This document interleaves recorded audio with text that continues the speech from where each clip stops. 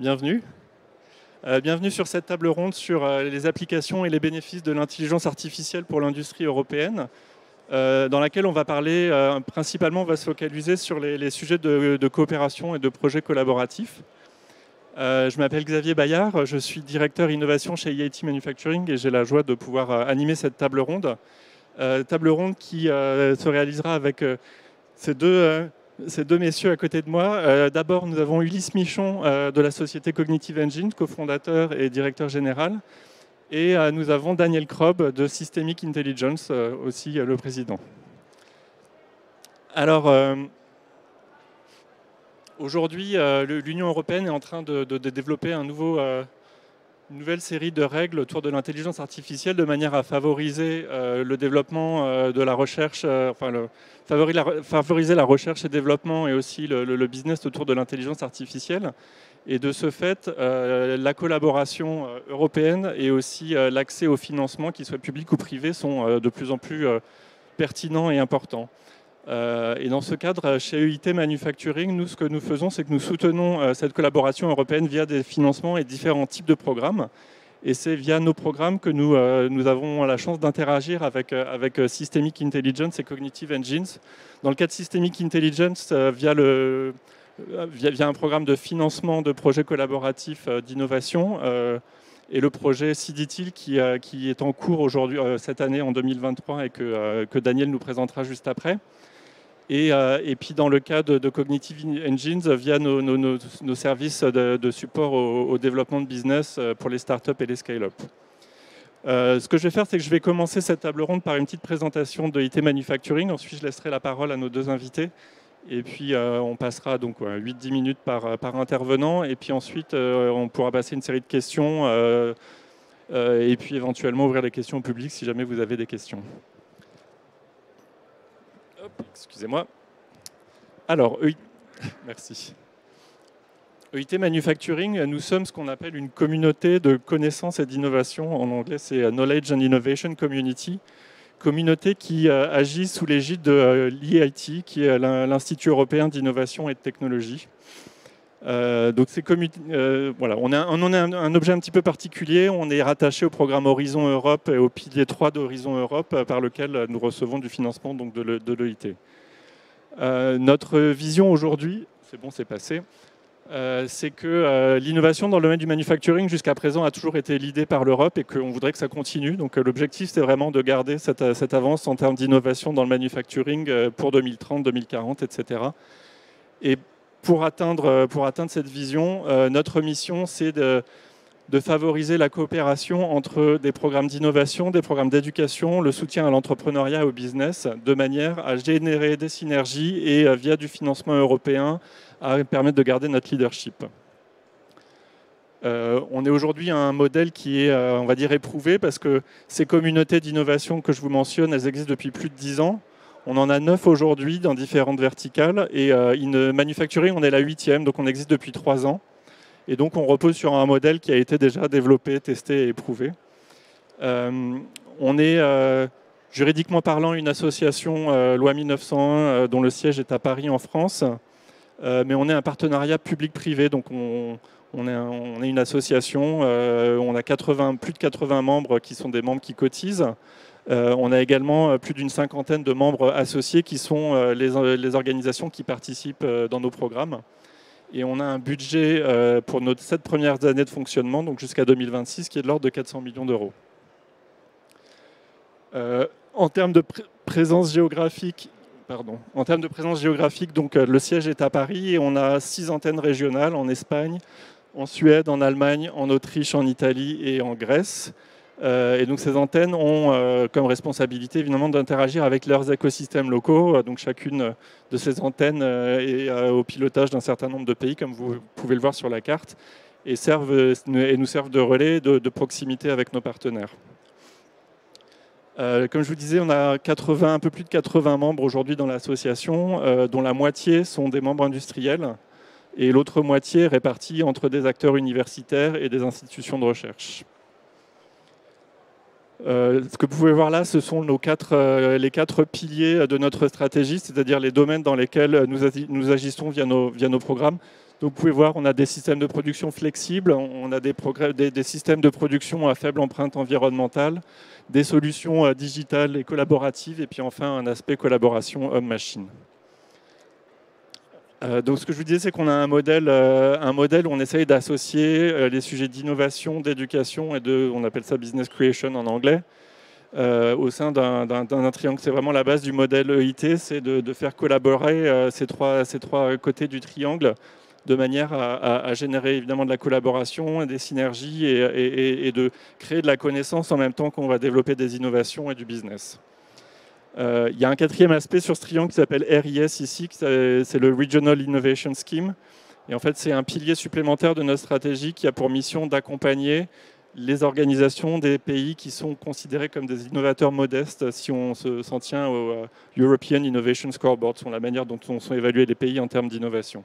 Et donc c'est vraiment autour de ces 3 piliers plus 1 qu'on déploie des programmes, et notamment en soutien à l'intelligence artificielle.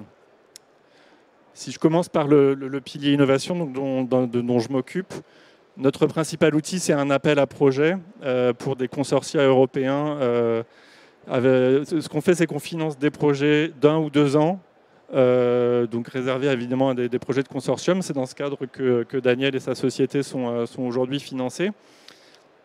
Avec un objectif de mise sur le marché très rapide. Donc on n'est pas du tout du pilier 2 d'Horizon Europe, on ne finance pas de la recherche et développement, on finance des projets qui sont à une maturité, un TRL, un niveau de développement technologique 6-7. Et le but, c'est qu'en 1 ou 2 ans, on arrive à amener ces technologies sur le marché, donc avoir des pilotes industriels et à identifier un premier client en sortie de projet. Dans ce cadre, on a un appel à projet qui va être lancé le 18 avril. Donc si vous êtes intéressé, je vous invite à rester attentif sur le site de IT Manufacturing. Et on aura la possibilité de financer des projets de 1 an à hauteur de maximum 600 000 euros de financement, ou 2 ans 800 000 euros, sachant qu'on est sur un modèle européen, on ne finance que 70% des coûts. En dehors de ça, on a développé une plateforme qui s'appelle Agora, qui est un réseau social pour la communauté du manufacturing européen, sur laquelle on se fournit des services, de l'information, etc. Donc vous êtes aussi les bienvenus pour venir vous inscrire. Il suffit d'aller sur notre site eitmanufacturing.eu pour trouver le lien, ou de venir me parler juste après. Et puis on commence à développer des nouveaux services en soutien à l'innovation, de manière à faire le bridge aussi entre les programmes de financement qui sont un petit peu plus early stage et puis ce que nous on propose. Juste pour illustration, en 2023, on finance 24 projets. On en a 9 qui sont directement sur le sujet de l'intelligence artificielle, avec un budget de 5,5 millions d'euros. Si je passe côté business creation maintenant, donc la partie business creation, c'est du service au développement des startups et des scale-up principalement. Donc on a différents types de services. On a des services d'accès au financement. Donc on aide les entrepreneurs à identifier des sources de financement, notamment sur le marché du capital risque. On a des services d'accès au marché, donc de recherche de prospects et de clients potentiels. On a une offre de coaching et de mentoring. Et puis, par ailleurs, on développe des services d'expertise, mais des challenges corporate aussi. Donc là, on s'adresse plutôt aux grosses entreprises et on lance des challenges d'open innovation pour ces grandes entreprises et pour lesquelles on va aller identifier des startups avec des technologies matures pour répondre à ces challenges.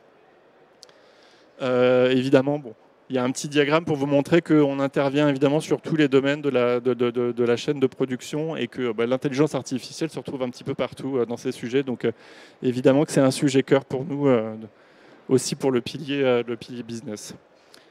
Et enfin, pour terminer, quelques mots sur les offres de côté éducation. Donc éducation, ce qu'on fait, c'est que le but, c'est de matcher un besoin avec, je sais plus comment, voilà, un besoin avec les compétences avec les personnes. Et pour ça, on a différents types de programmes. On a des programmes d'éducation, d'enseignement qui sont à destination des étudiants, avec une école master et une école doctorale, et des programmes qui permettent de soutenir les étudiants sur différentes technologies en lien avec le manufacturing et aussi sur l'entrepreneuriat. Donc là, il y a des opportunités d'identifier des étudiants pour des masters ou des thèses, notamment dans le domaine de l'intelligence artificielle. Par ailleurs, on a également un appel à projet éducation. Donc là, le but, c'est toujours en consortium de développer des programmes de training associés à des développements technologiques qui sont identifiés par des besoins industriels. Et puis on a également une plateforme qui s'appelle SkillsMove, qui est une plateforme digitale sur laquelle nous mettons à disposition tous les programmes d'enseignement qui sont développés dans le cadre des appels à projets, etc. Donc ça, c'est une plateforme, voilà, on peut consommer directement des programmes d'éducation. Par ailleurs, on a deux autres initiatives. La première, c'est EIT Manufacturing pilote le programme Deep Tech Talent Initiative. Donc c'est une initiative de l'Union européenne qui a pour but d'entraîner, de former 1 million de personnes au Deep Tech en 3 ans. Donc voilà, on est au pilotage de cette initiative. Et puis on lance aussi des Teaching Factory Competitions, sont pas pareil que ce que je mentionnais pour les challenges précédemment, des challenges d'entreprise sur des problématiques technologiques. Et là, on est capable de mettre des étudiants sur le sujet, donc d'inciter les étudiants à travailler sur des vraies problématiques d'entreprise. Voilà, donc ça c'était très brièvement pour vous présenter les programmes qu'on peut avoir, et notamment dans l'intelligence artificielle. Je ne vais pas vous en dire plus et je vais donner la parole à Daniel dans un premier temps, puisque c'est vous qui êtes juste après dans la présentation. Et puis on va parler un petit peu de systémique intelligence. Bonjour. Voilà, donc moi je vais vous parler de jumeaux numériques. Alors, on a rajouté un petit mot, on parle de jumeaux numériques systémiques, donc j'expliquerai ce que ça veut dire. Et c'est des jumeaux numériques, voilà, qui sont centrés sur la maîtrise, l'optimisation des opérations industrielles et de la stratégie également qui a lieu en termes d'opération. Si vous voulez, dans l'industrie, vous avez 4 grosses phases. D'un côté, tout en amont, il y a de l'innovation. Voilà, on pense à des nouvelles idées, de nouvelles technologies. Et puis une fois que l'innovation est terminée, il y a une deuxième phase, là où on va rentrer dans la vraie vie, fabriquer des vrais produits. Et avant de fabriquer le produit, on va d'abord le concevoir. Donc ça s'appelle la phase d'ingénierie. Et une fois que le produit est conçu, grosso modo, on a fabriqué des plans. Hein, je simplifie à l'extrême. On va le fabriquer. Donc là, on a des machines à outils comme celles que vous pouvez voir dans ce salon. Et une fois que le produit est fabriqué, en fait, il y a toute la vie série du produit. Et dans ce cas-là, on appelle ça la phase d'opération, où il va falloir l'opérer, le faire fonctionner et le maintenir. Et ça dure très très longtemps. Voilà, donc là, on est centré sur du jumeau numérique, pas du tout sur le produit lui-même en phase de conception, mais dans des systèmes industriels, voilà, ce n'est pas nécessairement des produits, on va voir après, dans la phase d'opération. Donc il y a la phase très longue, voilà, où le produit vit sa vie. Pardon, merci. Voilà, alors l'entreprise que je dirige s'appelle Systemic Intelligence.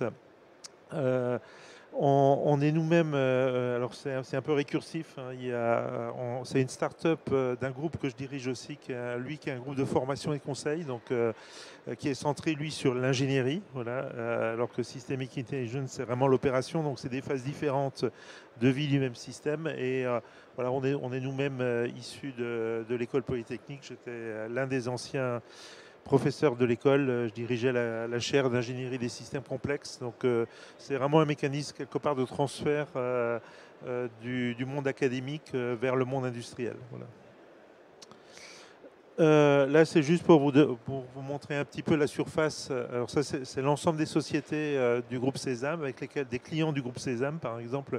C'est juste pour vous montrer un peu la surface industrielle. Donc on a une surface assez qui finit par devenir intéressante. Sésame existe depuis 12 ans.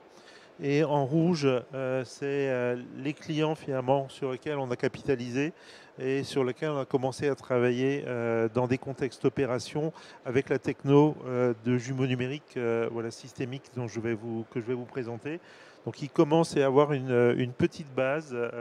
Donc au stade auquel on est, c'est encore des preuves de concept, voilà, mais la techno fonctionne, elle est utilisée, et toute l'idée de IT Manufacturing, voilà, c'est de permettre le passage à l'échelle.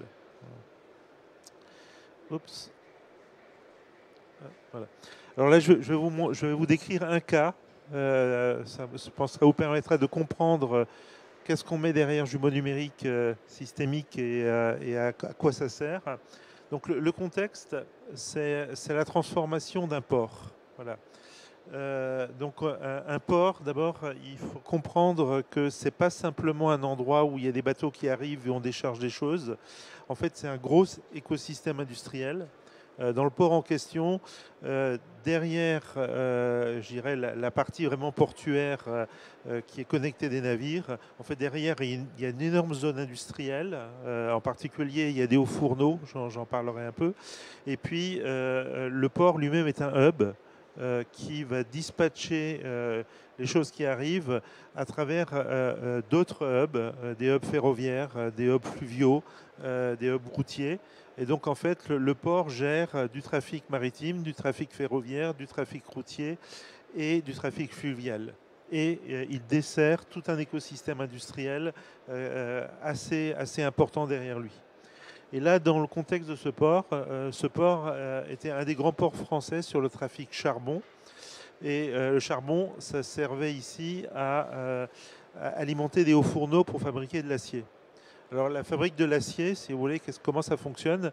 On prend du minerai de fer. Le minerai de fer, c'est de l'oxyde de fer. Et vous avez deux manières. Donc pour avoir du fer, il faut ôter l'oxygène, le O2. Et vous avez deux manières d'ôter l'O2. Soit vous mettez du charbon et vous fabriquez du CO2, soit vous mettez de l'hydrogène, ça c'est les techniques modernes, et vous fabriquez H2O. Voilà, c'est deux méthodes de réduction de l'oxyde de fer. Et là, les hauts fourneaux en question, sous voilà, l'impact quelque part des politiques environnementales, ont décidé de basculer de réduction classique, voilà, au charbon, à réduction de l'oxyde de fer, à l'hydrogène. Et la conséquence de ça, c'est que le trafic charbon, il est structurellement voué plus ou moins à disparaître sur ce port. En tout cas, pas totalement, mais à décroître de manière significative. Et donc, il se pose la question pour le port de recréer du trafic. Et donc, l'idée, en fait, c'est de créer du trafic conteneur. Et ça va impacter relativement de manière importante le port. Et donc la question qu'ils nous ont posée, c'est de les aider quelque part à comprendre les impacts de la transformation sur le port. Parce qu'il y a des effets ricochets, et c'est en ce sens-là qu'on va parler de système, si vous voulez. Vous changez quelque part à un endroit, mais en fait, ça va se propager dans les différentes infrastructures du port, dans les différents systèmes du port. Et on veut comprendre qu'est-ce que ça impacte. Et ils étaient intéressés également par comprendre les impacts environnementaux. Finalement, est-ce que ça allait pas créer plus de pollution qu'autre chose, et ainsi que les impacts sociétaux. C'est-à-dire l'idée était d'essayer aussi de créer de l'emploi. Voilà, et c'était le genre de choses que le port cherchait à comprendre. Donc pour ça, l'approche qu'on a eue, qui est au cœur quelque part de notre manière de travailler, ça s'appelle une approche systémique. Ça veut dire qu'on essaye de comprendre l'ensemble des morceaux de l'écosystème portuaire et de son environnement qui sont en interaction et comment ces interactions se déroulent. Voilà. Donc l'ensemble du périmètre, vous voyez, auquel on va s'intéresser, c'est le système économique portuaire. Donc il y a à la fois le port que vous avez en jaune là, et bleu. Il y a tout un ensemble d'entreprises support qui interagissent avec ça. Et puis ensuite, il y a des trafics, voilà, navires, trains, camions, fluviales. Et puis on va desservir des entreprises. Puis il y a des contraintes dont il faut tenir compte, des contraintes d'alimentation en eau, en énergie, les pollutions qu'on génère sur l'environnement naturel. Les intempéries, parce que ça, voilà, quand il y a de la tempête, le port ne fonctionne pas normalement. Et puis, vous avez quelque part des donneurs d'ordre, l'État, des pressions de marché, des pressions concurrentielles, si vous voulez, dont il faut tenir compte. Et l'idée, c'est d'intégrer tout ça, parce que tout ça, c'est en interaction.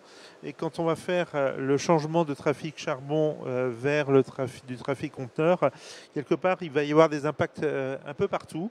Et c'est ça qu'on essaie de comprendre. Voilà. Et ça s'appelle une vision systémique. Et c'est ça qui donne le nom, l'adjectif qu'on a rajouté à nos jumeaux. Donc la solution qu'on propose pour aborder ce problème, et c'est là où on arrive vers des techniques d'IA, Donc on utilise des techniques qu'on appelle d'IA hybride. C'est-à-dire on va mélanger en fait beaucoup de types de techniques algorithmiques derrière. Donc la solution, c'est un outil qui permet de faire qu'on appelle un jumeau numérique systémique, qui va modéliser et simuler le port en s'appuyant sur des tas de données. Voilà, qu'on a mis. Oups, pardon, ouais, je sais pas si ça pointe pas vraiment. Voilà, vous avez en bas et au milieu. Et donc on met dans cet outil un modèle du port. Et puis ensuite, à partir de là, on va simuler et essayer d'avoir des comportements prédictifs. Voilà, pour essayer de comprendre comment ça évolue au cours du temps. Donc la manière dont ça fonctionne, c'est que on procède en 3 étapes. Il y a une première étape où il faut comprendre, avant de vouloir mettre quelque chose en informatique, dans ce type de contexte, il faut d'abord super bien comprendre le contexte. Voilà.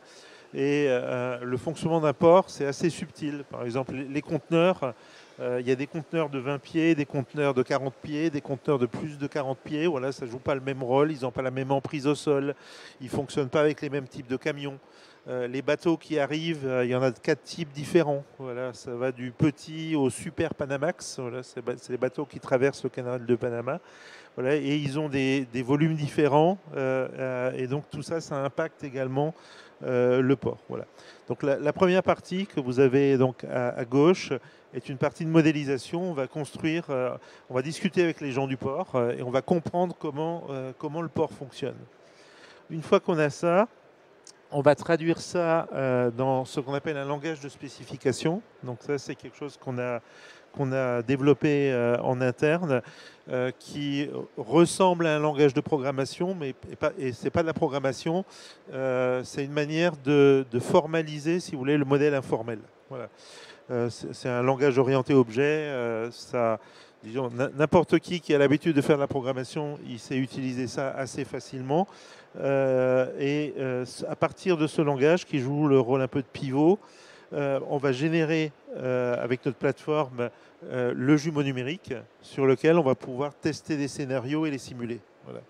Et éventuellement trouver le scénario optimal. C'est-à-dire qu'il y a des variables libres dans le problème et on va essayer de trouver la meilleure manière de faire fonctionner le port et dans un scénario donné, comprendre les impacts, voilà, qu'on cherche à étudier. Voilà. Donc là, qu'est-ce qu'on a réussi à obtenir avec cette approche? Donc comme j'ai que 8 minutes, je vais assez rapide, je pourrais parler longtemps sur le sujet. Donc les premiers résultats, le tout premier, alors ça c'était assez rigolo. Alors une fois qu'on a compris, comme toujours, c'est assez simple. Ouais. Le premier élément que la simulation donc prédictive a commencé à faire émerger, c'est des bouchons partout dans le port. Si vous voulez, c'est assez simple, puisque vous mettez des conteneurs. Donc les conteneurs, il faut des camions. Le port, il n'est pas du tout dimensionné pour avoir du trafic camion un peu plus intensif, et vous générez des bouchons absolument partout. Donc l'infrastructure routière, elle va être à reprendre. Il va falloir la dimensionner pour pouvoir absorber ça. Et ça, c'est le premier trick. Voilà, pour la petite histoire, quand on a simulé ça, quand on a montré les premiers résultats de prédictifs en simulation, il y avait un endroit, une guérite à l'entrée d'un parking, je veux dire, elle explosait en trafic. Voilà. Donc ça va vous permettre donc d'identifier les goulots d'étranglement et quelque part d'aider à la décision, si vous voulez, des décideurs, pour savoir comment il va falloir faire évoluer le port. Après, on va pouvoir comparer des scénarios et les tester. Donc c'est la deuxième partie, c'est le côté un peu boussole. Voilà, c'est un outil qui va vous permettre de tester différents types de scénarios et d'essayer de trouver le meilleur. Voilà, ça va pas vous dire, disons, il y a des optimaux mathématiques qu'on trouve, mais en fait, il faut voir ça comme un outil d'aide aux décideurs. Ça veut dire, à un moment donné, la décision finale reste humaine. Simplement, voilà, on sait l'accompagner et la justifier, et en particulier en identifiant les impacts environnementaux et sociétaux. Par exemple, dans le modèle, on a développé l'ensemble des types de déchets. Il y a à peu près une quinzaine de types de déchets qui est généré en fait par le trafic conteneur. Et donc, on est capable de comprendre très finement, voilà, par exemple, l'impact environnemental, l'impact sociétal, également le nombre d'emplois créés, voilà, à travers ce genre d'outils. Et le dernier, voilà, c'est que donc c'est à ça que sert le langage pivot que je vous ai montré au milieu. Ça donne énormément de flexibilité. Le port en question, si vous voulez, le modèle de spécification, c'est 3500 lignes à peu près, qui capture la réalité du port, voilà, de manière assez fine. Et ça donne beaucoup de flexibilité parce que quand on veut, quand le port évolue, si vous voulez, ce type de modèle, il n'est pas figé pour l'éternité. En fait, on a la capacité de faire évoluer relativement facilement le jumeau pour qu'il reste calé à la réalité. Voilà, le but d'un jumeau, c'est de représenter la réalité. Voilà. Voilà. Merci beaucoup, Daniel. Et on a hâte de voir les résultats, évidemment, du projet. Ok, je donne la parole maintenant à Ulysse pour nous parler un petit peu de Cognitive Engines.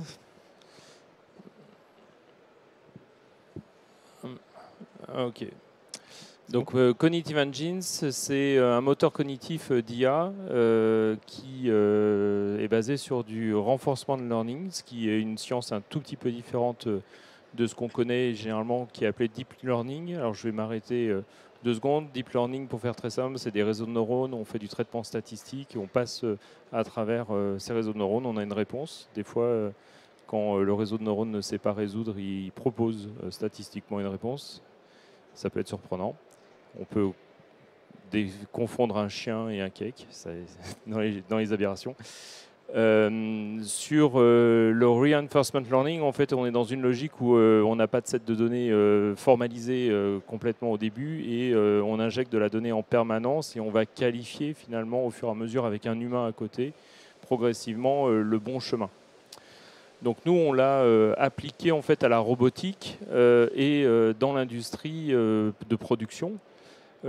Si vous mettez à côté d'une chaîne de production, vous avez plein d'humains qui savent faire à ce que les choses se passent bien, et puis vous voyez des vagues passer parce qu'il y a une machine qui est tombée en carafe dans la haute cadence et qu'il faut résoudre les problèmes, et donc il y a des postes qui sont délaissés. Ce qui tue la productivité et la rentabilité d'une usine, c'est l'arrêt intempestif et non voulu. Donc on est dans des logiques agiles.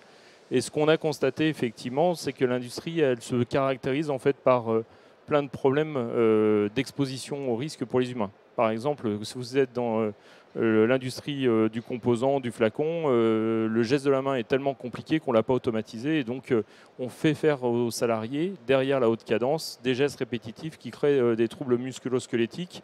Et à un moment donné, ils ne sont plus en capacité de travailler ou de se maintenir en poste. Il faut qu'ils trouvent un autre job. Et vous avez noté qu'on est presque au plein emploi, donc ça devient difficile de trouver de la ressource humaine. Vous avez des risques d'exposition aux risques invisibles, c'est-à-dire tout ce qui va être des tests électriques, mais il y a aussi des aérosols, il y a des expositions aux températures. Et donc là, c'est plutôt de protéger de l'accident que de l'usure, de l'exposition du salarié à ces éléments. Vous avez dans des domaines médicaux des nécessités de taper sur des boutons ou des écrans tactiles. Vous avez des gants, vous êtes obligé de les jeter. Donc là, on génère du déchet. Et enfin, tout ça, à la fin, ça peut être extrêmement consommateur de temps que de faire de la qualité. Donc on a plutôt un traitement aléatoire de vérification de la conformité des objets et qu'on est dans un monde où on voudrait de plus en plus de connaissances sur la fiabilité de cette production.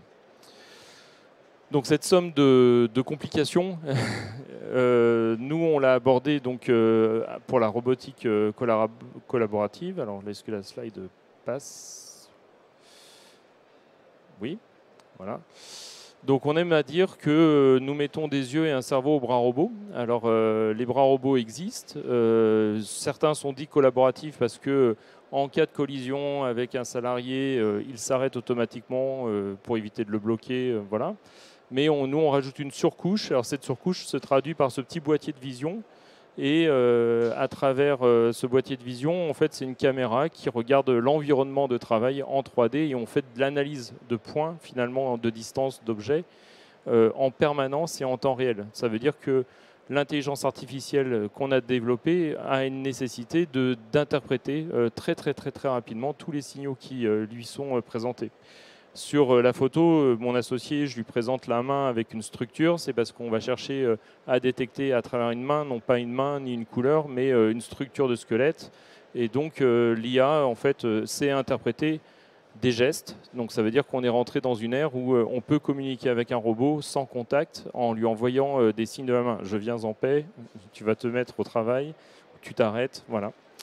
Et on a donc le deuxième niveau de cette intelligence artificielle, c'est que aujourd'hui un robot, il faut le programmer dans un espace de travail X, Y, Z et en tout point pour l'amener à un objet.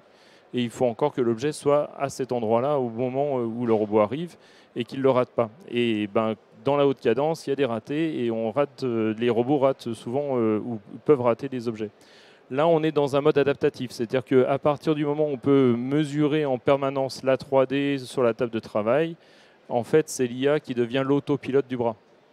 Ça a un avantage, notamment pour les petites sociétés, c'est qu'elles n'ont pas nécessairement à maintenir une compétence en informatique, elles n'ont pas à suivre des formations pour faire évoluer le savoir de leurs équipes de maintenance, puisque c'est l'IA qui va piloter en fait, le bras robot en fonction des situations qu'elle rencontre. Enfin, ça ouvre à l'adaptabilité, c'est-à-dire que nous, on est né en tant que start-up au milieu du Covid et on a vu des usines qui ont pu être résilientes et continuer à tourner parce qu'elles étaient assises sur plusieurs marchés. L'aéronautique a disparu, mais elle servait aussi le monde de l'énergie, le monde du ferroviaire et elles ont pu maintenir en tous les cas une activité. Et donc nous, on croit à la résilience européenne, on croit à la résilience française des usines à partir du moment où ça devient simple de changer de produit ou de changer de gamme. Et ce qu'on voit sur une usine, c'est que la valeur ajoutée des humains, c'est de régler la machine haute cadence, de régler toutes les séquences et de pouvoir délaisser finalement à des robots les engorgements, les déchargements de lignes et que ça soit plutôt le robot qui mette le produit dans le carton que des humains qui s'usent à le faire. Voilà. En tous les cas, c'est à ça qu'on contribue. Aujourd'hui, après 2 ans de travail, en fait, on a réussi à équiper plusieurs marques de caméras. Alors, ce n'est pas une grande publicité j'ai essayé d'en mettre un maximum, mais sans faire un focus particulièrement sur une marque. Mais l'idée, c'est que cette IA, en fait, elle est générique à toute marque. Puisque notre modèle de développement, c'est de dire que aujourd'hui, on en maîtrise quelques-unes. On fait, nous, l'intégration et la livraison de postes de robotique sur des petites sociétés, mais que demain, on travaillera avec des intégrateurs qui sont capables de pouvoir livrer des morceaux d'usine avec notre solution qui peut venir en surcouche de certains robots pour les usages désirés. Et en fait, je voudrais conclure par ça. On a eu il y a quelques semaines les 50 ans d'un site qui a été notre deuxième client. Il s'appelle Excelia. Et dans le cadre de ces 50 ans d'activité, ils ont eu une subvention pour l'usine 4.0 dont on parle tant. Et ils nous ont choisi comme opérateur de robotique collaborative. Et dans le cadre de cette visite, ils ont permis aux salariés et à leurs familles de venir. Et ce qui a été extrêmement surprenant pour nous, c'est que finalement, c'est les enfants qui pilotent le bras robot et qui se sont battus en permanence toute la journée pour passer les ordres au bras robot pour qu'il fonctionne. Voilà. Merci beaucoup, Daniel. Bien aimé la petite anecdote.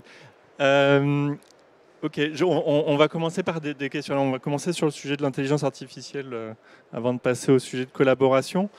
Peut-être que Daniel, vous pouvez commencer puisque vous aviez le micro, non, comme vous voulez. Mais bon, ma première question, c'est comment est-ce que vous considérez que l'intelligence artificielle a modifié le paysage du manufacturing, de l'industrie manufacturière en Europe?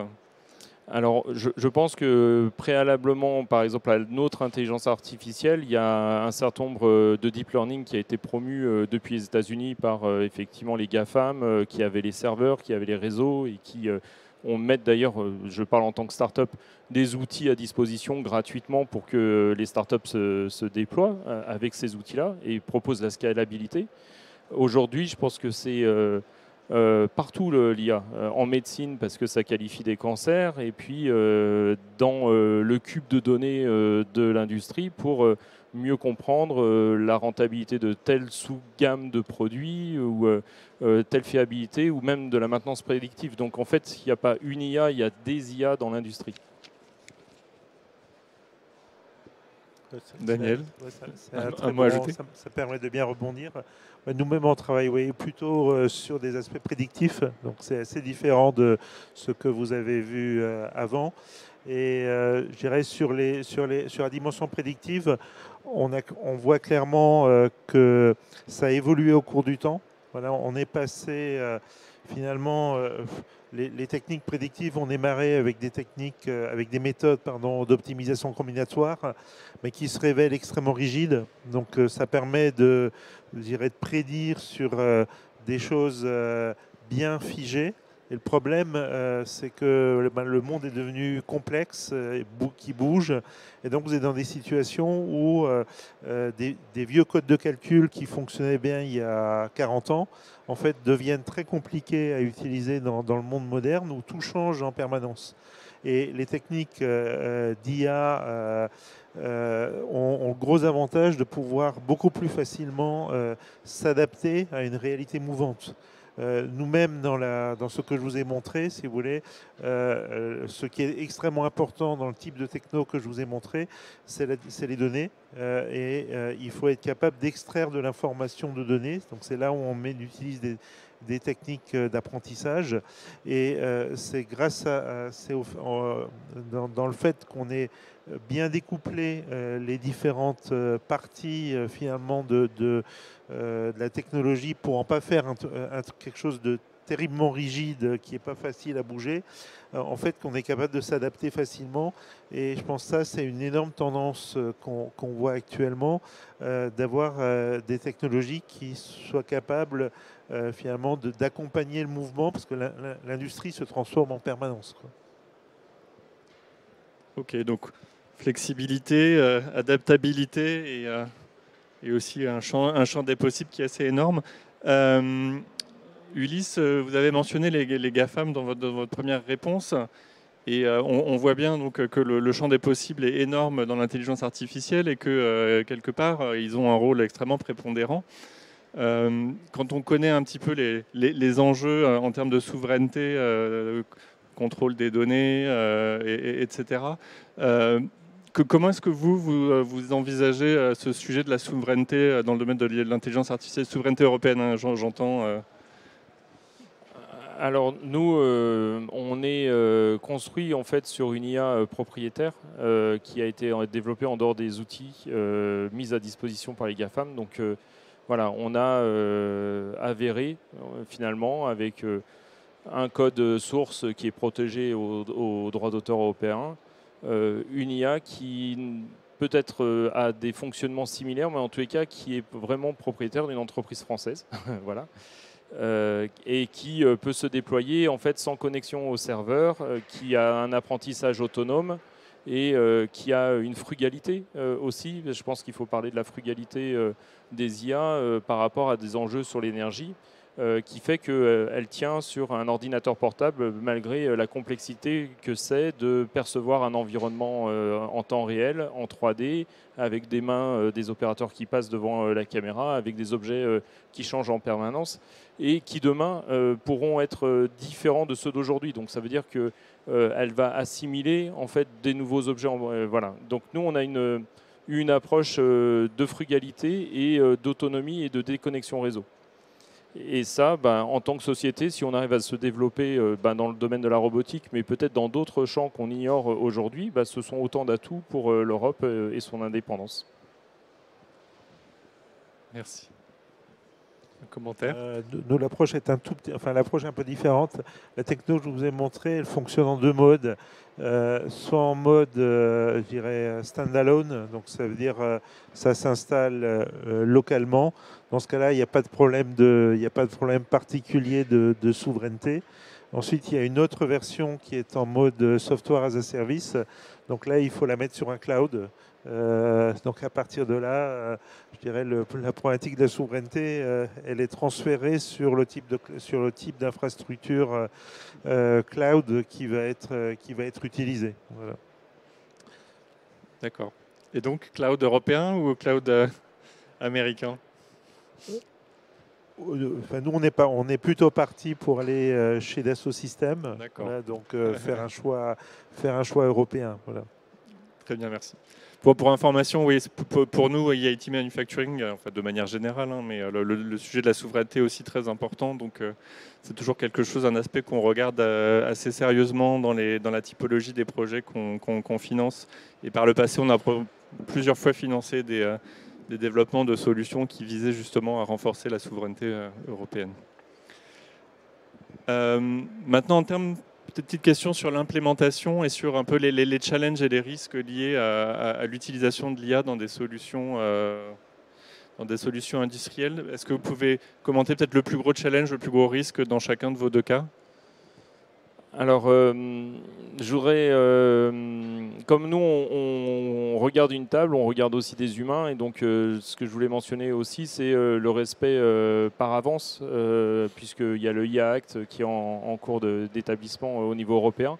Donc le respect par avance d'une norme qui n'existe pas et la participation via les clusters, par exemple France IA, où on est très actif, de faire remonter en fait les éléments qui nous paraissent voilà, participer à la souveraineté et à la protection de l'identité des personnes ou d'informations relatives à des limitations physiques. Par exemple, dans l'industrie, il est courant qu'il manque un doigt, par exemple. Donc, on ne cherche pas du tout à stocker de la donnée et à la traiter et à la rapprocher de personnes. Et donc, on a construit aussi notre système et son implémentation par rapport à faire l'objet de travail qui est trouvé à piloter un bras et pas nécessairement documenter qui sont les personnes devant le poste de travail. Voilà. Très bien. Oui, dans le contexte du jumeau numérique, le plus gros risque, il est assez simple, c'est de faire un jumeau qui ne soit pas un jumeau. Voilà. Donc, vous avez quelque part, un jumeau numérique n'est pas le réel. Voilà. Donc c'est une idéalisation du réel. Et donc tout le problème, c'est d'être sûr que voilà, l'objet quelque part virtuel qu'on a créé, il reflète bien la réalité. Voilà. Et donc tout le travail, en fait, quand on conçoit le jumeau, 90% de l'effort est centré là-dessus. Voilà. Et quelque part, c'est une sorte d'obsession structurelle dans la conception, d'essayer de garantir du mieux possible voilà, que ce que vous faites va refléter correctement la réalité. Parce que sinon, je dirais, la confiance qu'on peut accorder aux résultats qui sont dans le mécanisme prédictif, si vous voulez, dans les mécanismes d'optimisation, et devient extrêmement faible. Voilà, donc le point clé, c'est d'être sûr que c'est un vrai jumeau. Voilà. Et comment est-ce qu'on gère ce risque alors On ne peut jamais être sûr de quoi que ce soit. Donc ça consiste essentiellement à avoir en permanence des mécanismes de confrontation réels. Donc la première chose qu'on fait en général, c'est qu'on essaye de resimuler le passé, voilà, pour vérifier que quand on fait fonctionner sur des situations connues, on retrouve bien ce qui s'est passé.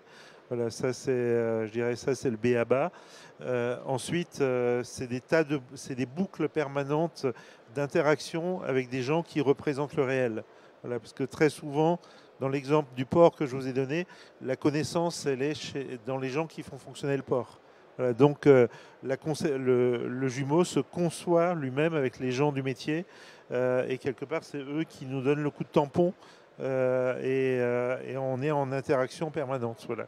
Donc il y a des vérifications, des revérifications qu'il faut faire pour essayer de garantir ça au mieux possible. Après, on peut malheureusement jamais être sûr. Un petit commentaire, oui. Ensuite, je voulais prendre un deuxième point effectivement sur l'implantation, c'est j'irai chacun chez soi et chacun trace. C'est-à-dire que quand on achète un bras robot dans le commerce, il est hors de question pour nous de rentrer dans le programme du fournisseur puisqu'il a garanti la sécurité.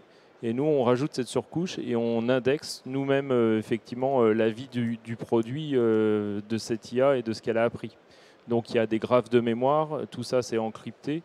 Et s'il y avait malheureusement un accident qui mettait en voilà, en blessure ou en mort de quelqu'un, à la fin, il y aurait une enquête et on s'assure de la traçabilité en fait, des opérations sur l'historicité de ce qu'a fait ou ce qu'a appris l'intelligence artificielle. Ok, merci. On va passer un petit peu sur des sujets de collaboration maintenant. Je vais donner la parole à vous, Daniel. Dans le cadre du projet donc, qui a été présenté, qui, comme je le disais, est financé par EIT Manufacturing, j'aimerais comprendre pour vous quelle est la force et qu'est-ce qu'apporte un projet collaboratif dans le développement d'une technologie comme la vôtre. Ouais. Donc, je pense qu'il y a deux dimensions. La première, c'est quelque chose voilà, que vous avez cité. C'est le fait que EIT Manufacturing se positionne à une partie très particulière du cycle, quelque part, de maturation d'une innovation, qui est le passage à l'échelle. Dans notre cas, par exemple, on a autofinancé toute la partie amont. Et voilà, réussir à trouver des financements pour le passage à l'échelle, en fait, c'est pas si facile que ça. Et ça, on a trouvé que, je dirais, la stratégie de EIT Manufacturing à ce niveau-là était vraiment excellente. Voilà. Donc ça a été une des raisons pour lesquelles on a candidaté à votre appel d'offres. Le second point, là maintenant, sur la partie collaboration, c'est que sur des technos tels que je vous ai montré, c'est-à-dire jumeaux numériques, justement, c'est justement quelque chose qu'on ne peut pas faire tout seul dans son coin. Voilà. Ça nécessite d'un côté de la connaissance métier. Donc, dans le cadre du projet voilà, qui est financé par EIT Manufacturing, il y a des clients qui sont dans le projet et qui servent quelque part de co-concepteurs. Voilà, en fait, on va se servir de leur cas pour tester la technologie. Donc on a pris deux cas en fait assez différents dans le domaine de la logistique. Un cas qui est en fait celui du port que je vous ai montré, qui est le passage à l'échelle de la technologie qu'on a d'abord fait à petite échelle, qu'on veut faire dans le cadre du projet. Et le deuxième cas est un cas à échelle plus faible, où là on rentre sur un entrepôt automatisé. Donc quelque part c'est un morceau du système plus gros et on s'intéresse à faire le même genre de choses mais sur une maille plus fine. Voilà, donc ça c'est les deux premières choses. Le projet nous permet en fait de créer un cercle vertueux avec des utilisateurs qui amènent des cas qui permettent de faire maturer la techno et de la faire passer à l'échelle dans des vrais contextes. Et le deuxième aussi, c'est que derrière, nous, on n'est pas spécialiste de logistique, qui est le domaine d'application sur lequel on s'est positionné pour fabriquer un jumeau numérique dans le contexte du projet EIT Manufacturing. Et une université allemande, il se trouve que là, il y a relativement en France peu de compétences dans le monde universitaire en logistique très appliquée, très applicative. Et donc, on a fait un partenariat avec une université allemande à Brême, qui sont vraiment, je pense, les meilleurs référents en Europe sur la logistique, avec un côté à la fois universitaire, mais en même temps très main dans le cambouis. Et donc, ça, c'est quelque chose de vraiment d'inappréciable. Donc, quelque part, eux vont nous fournir des éléments de modélisation génériques en exploitant leur connaissance qui est un peu plus, comment dire ça, formalisée que ce qu'on trouve sur le terrain. Et de l'autre côté, il y a le terrain. Et nous, on est un peu entre les deux. Voilà. Et c'est ce mix que permet de faire le projet. Ok, merci pour ce témoignage. Et pour information, une des conditions de base pour un financement UIT Manufacturing, c'est effectivement la capacité d'amener deux cas d'usage dans un projet. Et on cherche autant que possible à diversifier ces cas d'usage, donc s'assurer qu'une technologie donnée va avoir un potentiel d'applicabilité aussi large que possible. Et pour ça, on est aussi en mesure, nous, de fournir ou d'aider à identifier le partenaire manquant, par exemple, dans le cadre d'un consortium. Ulysse, dans votre cas, vous avez parlé d'une entreprise française avec laquelle vous travaillez. On n'est pas encore au niveau de collaboration européenne. Est-ce que vous pensez qu'il y a du potentiel aussi à étendre ce que vous faites au niveau européen Et évidemment, en fait, nous, au stade de vie où on a trouvé un partenaire direct dans notre région, mais son cas d'usage est transférable et peut être complexifiable à plein d'autres cas. Donc, sur la partie partenariat, je peux quand même mentionner les écoles d'ingénieurs, puisque quand on fait en fait de l'IA, c'est pas que du code informatique, puisque là on s'adresse aussi à la relation à un humain, et donc on fait de la cognitique, qui est une science qui envisage effectivement l'expérience utilisateur, qui regarde de la posture, de l'ergonomie du poste. Donc on fait tout ça derrière de l'IA aussi. Donc ça, on l'a appréhendé à travers des stagiaires ingénieurs qui nous ont aussi inculqué des choses qu'on ignorait. Et c'est là où on peut maintenant, avec cette compréhension plus fine, tendre vers ce partenariat de programmes européens avec, comme le disait Daniel, des laboratoires qui sont tagués, spécialisés là-dessus. Tout à fait. C'est avec plaisir qu'on accompagnerait à ce genre de projet à une échelle un peu plus large aussi.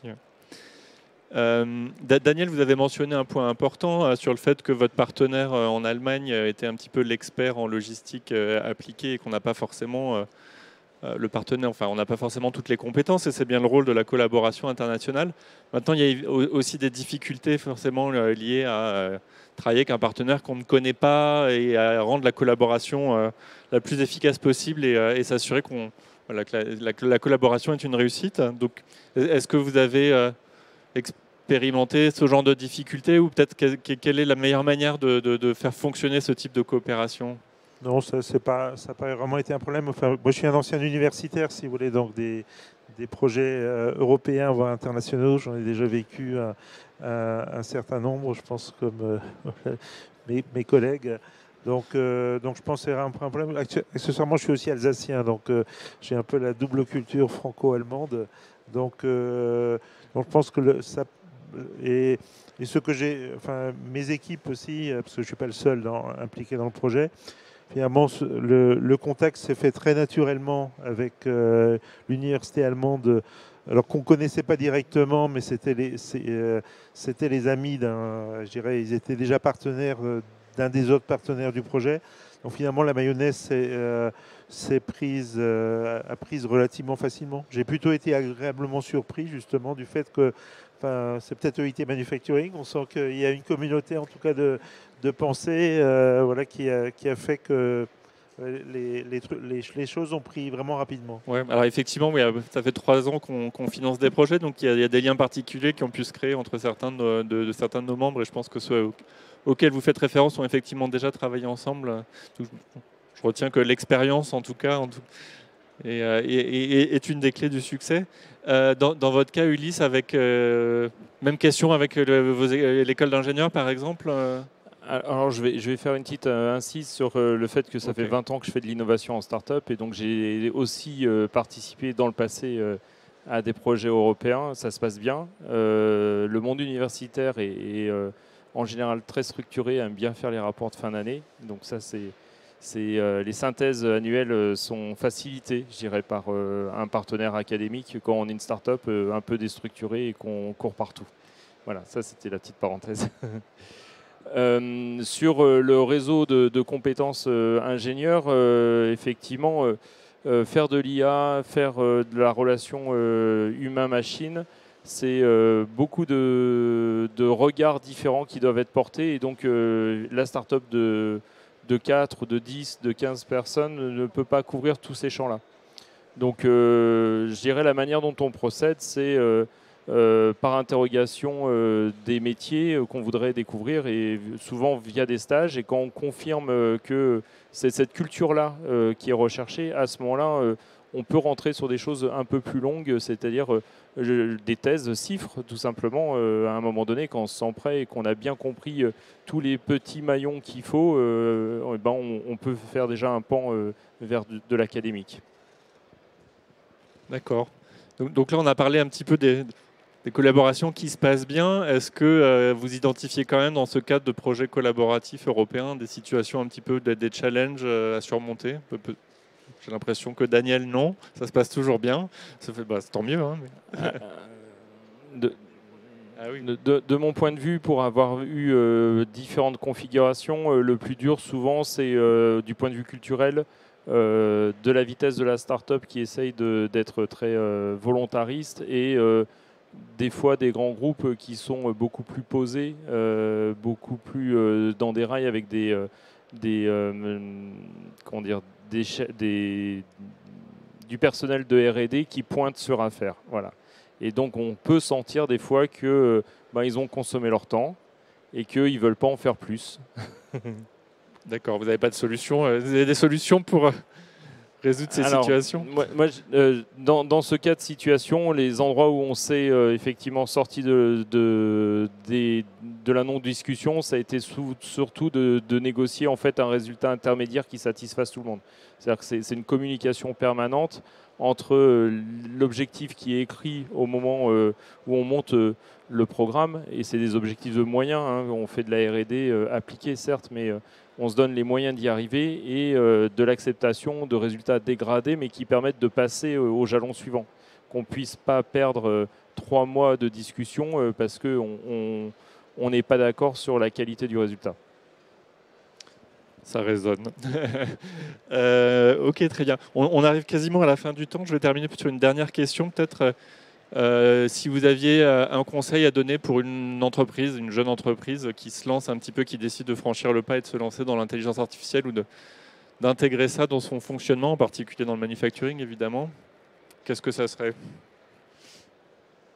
Il faut surtout se connecter au réseau. On ne peut pas être seul dans son univers. Et puis, nous, on s'est développé que sur des cas d'utilisateurs pour éviter de faire de la science d'ingénieur sur table. Voilà. C'est, je crois, deux choses qui me paraissent essentielles. Le cas d'utilisateur tire vers la vérité et consolide aussi la perception extérieure d'une solution qui peut être scalable, ou qui peut effectivement donner des envies à d'autres secteurs d'activité qui sont connexes et qui n'auraient pas imaginé que ça soit possible.